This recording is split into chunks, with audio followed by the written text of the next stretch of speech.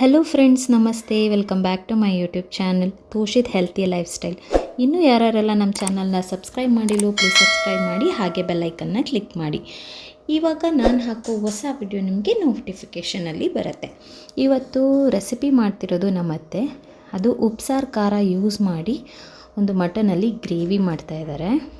ಇದು ಒಂಥರ ಜ್ವರ ಬಂದಾಗ ಬಾಯಿ ಕೆಟ್ಟೋಗಿರುತ್ತಲ್ಲ, ಆ ಟೈಮಲ್ಲಿ ತಿಂದರೆ ತುಂಬ ಚೆನ್ನಾಗಿರುತ್ತೆ. ನೋಡಿ, ಸೂಪರ್ ಅಂತ ಹೇಳ್ತಾ ಇದ್ದಾರೆ ಟೇಸ್ಟು. ಬನ್ನಿ ನೋಡೋಣ ಹೇಗೆ ಮಾಡೋದಂತೇಳಿ. ಮೊದಲಿಗೆ 1 kg ಮಟನ್ ತೊಗೊಂಡಿದ್ದೀವಿ. ನೋಡ್ಬೋದು, ರವಾಸ್ ಥರ ಇದೆ ಮಟನ್ನ, ರವಾಸ್ ಪೀಸ್ ಅನ್ಬೋದು. ಇದಕ್ಕೆ ಒಂದು ಪಾತ್ರೆಗೆ ಡೈರೆಕ್ಟಾಗಿ ಇದನ್ನು ಮಟನ್ನ ಹಾಕ್ತಾಯಿದ್ದೀನಿ. ಯಾವುದೇ ಒಂದು ರೀತಿ ಎಣ್ಣೆ ಹಾಕಬಾರ್ದು, ಏನೂ ಹಾಕಬಾರ್ದು, ಡೈರೆಕ್ಟ್ ಮಟನ್ ಹಾಕಬೇಕು. ಹಾಗೆ ಒಂದು 2.5 ಸ್ಪೂನ್ ಅವರು ಒಂದು ಮುಷ್ಟಿಲಿಟ್ಟು ಹಾಕಿದ್ದಾರೆ. ಅಪ್ರಾಕ್ಸಿಮೇಟ್ಲಿ ಇದೊಂದು 2.5 ಟೇಬಲ್ ಸ್ಪೂನ್ ಅಷ್ಟು ಕಲ್ಲುಪ್ಪು ಬರುತ್ತೆ. ಅದನ್ನು ಹಾಕಿ ಮಿಕ್ಸ್ ಮಾಡಬೇಕು. ಅದಾದಮೇಲೆ ಒಂದು ಸ್ವಲ್ಪ ಅರಿಶಿನ, ನೋಡಿ ಒಂದು 1/4 ಟೀ ಸ್ಪೂನ್ ಅಷ್ಟೇ ಇದೆ ಅದು. ಅದನ್ನು ಹಾಕಿ ಚೆನ್ನಾಗಿ ಮಿಕ್ಸ್ ಮಾಡಬೇಕು. ಅದು ಮಟನ್ನಲ್ಲಿರುವಂಥ ನೀರೆಲ್ಲ ಬಿಡ್ತಾ ಹೋಗುತ್ತೆ. ಆ ನೀರು ಮತ್ತೆ ಸುಂಡಬೇಕು. ಆ ಸುಂಡೋ ತನಕನೂ ಇದನ್ನು ಸ್ಟವ್ ಆನಲ್ಲೇ ಇರಬೇಕು. ನೋಡಿ, ಸ್ವಲ್ಪ ಸ್ವಲ್ಪ ಹಾಗೆ ನೀರು ಬಿಡ್ತಾ ಇದೆ. ಆವಾಗವಾಗ ನಾವು ತಿರುಗ್ತಾ ಇರಬೇಕು. ಒಂದು ಸ್ಪೂನ್ ಸೌಟಲ್ಲಿ ಲೈಟಾಗಿ ತಿರುಗ್ತಾ ಇದ್ದರೆ ಉಪ್ಪು ಅರಿಶಿನ ಎಲ್ಲ ಪೀಸಸ್ಗೂ ನೀಟಾಗಿ ಹಿಡಿಯುತ್ತೆ. ಹಾಗೆ ನೋಡಿ, ನೀರು ಸ್ವಲ್ಪ ಕಮ್ಮಿ ಆಗಿದೆ ಆಲ್ರೆಡಿ. ಯಾಕಂದರೆ ಫುಲ್ ಅಂದರೆ ಮಿನಿಮಮ್ ಒಂದು 20 ಮಿನಿಟ್ಸ್ ಬೇಕಾಗುತ್ತೆ ಅದು ಸುಂಡಕ್ಕೆ. ಆದರೆ ಅಷ್ಟು ವಿಡಿಯೋ ನಾನು ಹಾಕಿಲ್ಲ, ಸ್ಕಿಪ್ ಮಾಡಿದ್ದೀನಿ.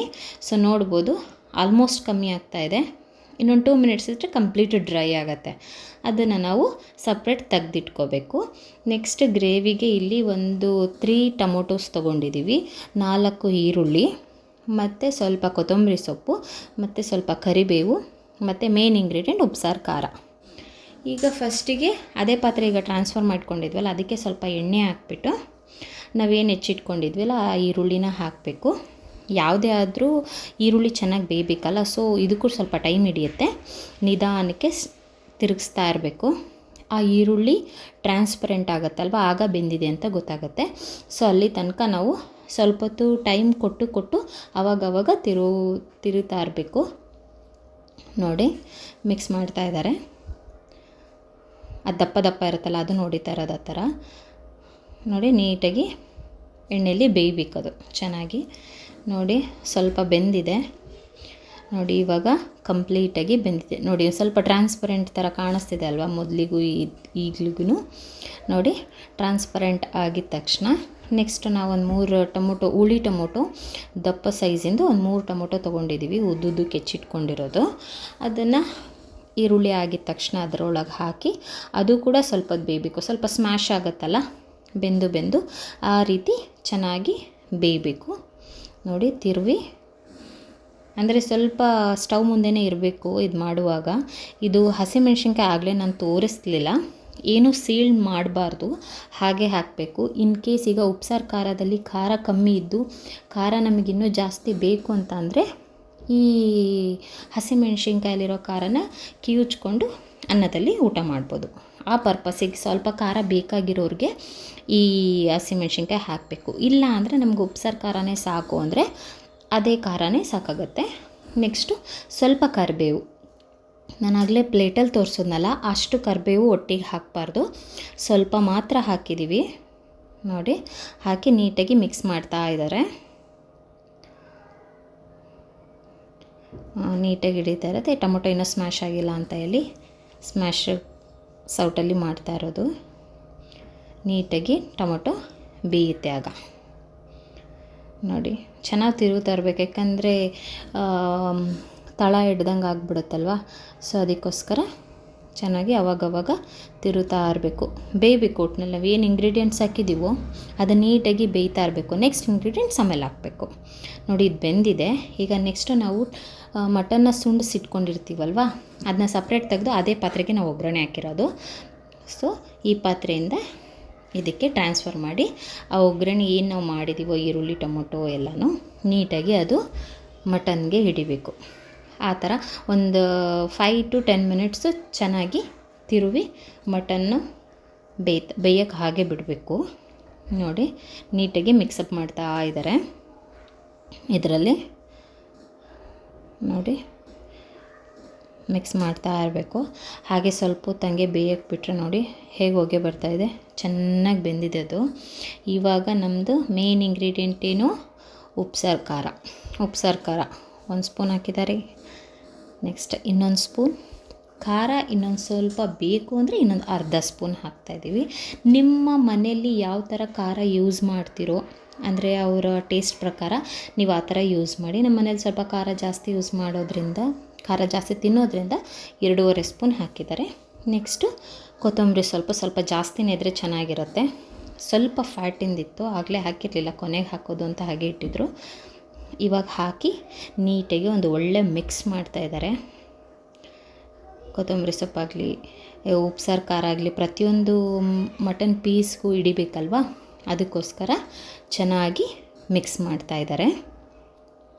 ನೋಡಿ ಚೆನ್ನಾಗಿ ಮಿಕ್ಸ್ ಮಾಡ್ತಿದ್ದಾರೆ. ಅದಾದಮೇಲೆ ಗ್ರೇವಿ ಇನ್ ದ ಸೆನ್ಸ್ ನಿಮಗೆ ಎಷ್ಟು ಬೇಕೋ ಅಷ್ಟು ನೀರು ಹಾಕಿ. ಸ್ವಲ್ಪನೇ ಹಾಕಿದ್ರೆ ತುಂಬ ಒಳ್ಳೆಯದು. ಸಾಂಬಾರು ಥರ ಮಾಡಿದ್ರೆ ಇದು ಯಾವುದೂ ರುಬ್ಬಿ ಮಾಡ್ದಲೇ ಇರುವಂಥದ್ದು, ಸೊ ನೀರಾಗುತ್ತೆ. ಇದಕ್ಕೆ ಸ್ವಲ್ಪ ಹಾಕಿದ್ರೇ ಸರಿ. ಆ ಕನ್ಸಿಸ್ಟೆನ್ಸಿ ನೋಡಿಕೊಂಡು ಒಂದು ಟೀ ಗ್ಲಾಸ್ ಹಾಕ್ಬೋದು, ಸಾಕು ಅನಿಸುತ್ತೆ. ಅದು ಮಟನ್ ಬೇಯೋದಕ್ಕೋಸ್ಕರ ಒಂದು ಸ್ವಲ್ಪ ಹಾಕಿದ್ರೆ ಲೈಟ್ ತಿಕ್ ಗ್ರೇವಿ ಬರುತ್ತೆ. ಇದು AMC ಕುಕ್ವೇರ್, ಇದಕ್ಕೆ ಲಿಡ್ ಈ ಥರ ಬರುತ್ತೆ. ಸೊ ಹಿಂಗೆ ಕ್ಲೋಸ್ ಮಾಡಿ ಇಟ್ಬಿಡೋದು. ಇದಕ್ಕೆ ನಾವು ನೋಡಿ, ಇದು ಪಾಯಿಂಟ್ ಸಾಫ್ಟ್ ಟರ್ಬೋ ಅಂತ ಇದೆ, ಹೈ ಫ್ಲೇಮಲ್ಲೇ ಇದೆ ನೋಡಿ. ಸಾಫ್ಟ್ ರೆಡ್ ಇದೆ ಅಲ್ವಾ. ನೆಕ್ಸ್ಟು ಟರ್ಬೋ ಸೆಕೆಂಡ್ ಲೈನಿಗೆ ಬಂದಿದ್ದ ತಕ್ಷಣ ಆಫ್. ಇದು ಮ್ಯಾಕ್ಸಿಮಮ್ ಅಂದರೆ ವಿತಿನ್ 10 ಮಿನಿಟ್ಸ್ ಇದು ಬಂದುಬಿಡುತ್ತೆ. ವಿತಿನ್ 10 ಮಿನಿಟ್ಸ್ ಬಂದಿದ್ದ ತಕ್ಷಣ ಇದನ್ನ ಆಫ್ ಮಾಡಿಬಿಡ್ಬೋದು. ನೋಡಿ ಹಾಗೆ ನೋಡ್ತಾಯಿರಿ, ತೋರಿಸ್ತೀನಿ. ನೆಕ್ಸ್ಟ್ ನೋಡಿ ಟರ್ಬೋ ನೆಕ್ಸ್ಟ್ ಲೈನಿಗೆ ಬಂತು. ಸೊ ನಾವು ಸ್ಟವ್ ಆಫ್ ಆದಮೇಲೆ ಸ್ವಲ್ಪ ಹೊತ್ತು ವೆಯ್ಟ್ ಮಾಡಬೇಕು ಪ್ರೆಷರ್ ಹೋಗಲಿಕ್ಕೆ.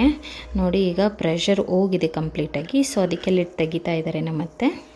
ನೋಡ್ಬೋದು ತುಂಬ ಸಾಫ್ಟಾಗಿ ಬೆಂದ್ಬಿಟ್ಟಿರುತ್ತೆ, ಆರಾಮಾಗಿ ತುಂಬ ಚೆನ್ನಾಗಿರುತ್ತೆ.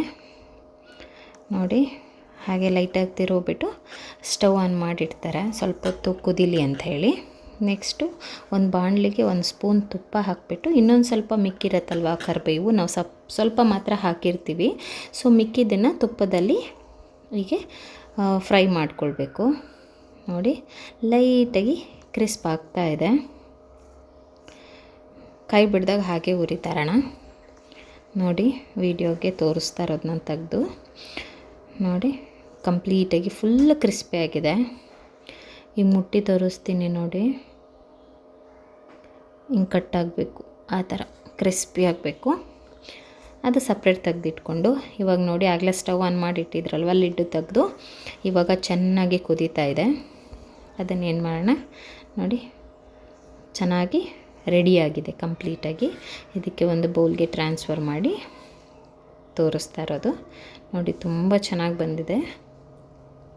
ನೋಡಿ ಈಗ ಸರ್ವ್ ಮಾಡಿಕೊಂಡು ಟೇಸ್ಟ್ ಹೇಗಿದೆ ಅಂತ ಹೇಳ್ತಾರೆ. ಟೇಸ್ಟ್ ಮಾಡ್ತಿದ್ದಾರೆ, ಈಗ ಕೇಳೋಣ. ನೋಡಿ ಹೇಗಿದೆ? ಸೂಪರ್.